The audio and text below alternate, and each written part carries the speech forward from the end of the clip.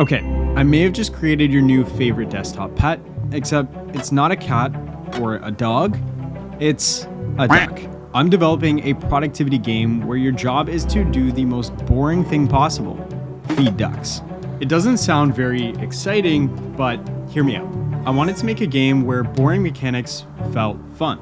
Feeding ducks on its own, pretty boring. But what if you raised an entire ranch of hungry ducks that evolve, grow, and unlock new features as you play?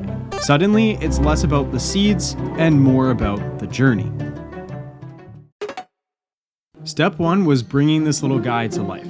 This is your main companion waddling around, begging for food, and silently judging you when you don't feed him. Then I worked on the environment, the feeding ground where everything actually begins.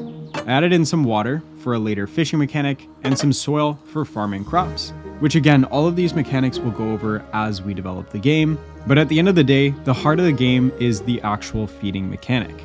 I created an inventory system where you can pull items from that inventory, like seeds, and toss them straight to your duck.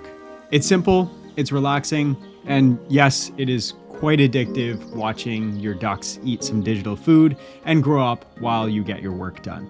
And since it's an idle game, this little ranch runs in the background while you do your actual tasks, like a productivity buddy, but much cuter and also much louder when they're hungry.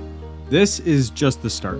The plan is to expand the ranch with more ducks, add evolution, and even introduce community features like leaderboards and some contests you can actually participate in, showing off your duck army in some fun mini games. But to get there, I actually do need your help.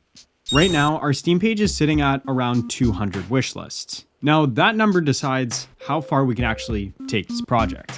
So if you want to support the game and you want your own desktop pet duck, wishlist feeding my ducks on Steam. It's free for you, but it helps us a ton.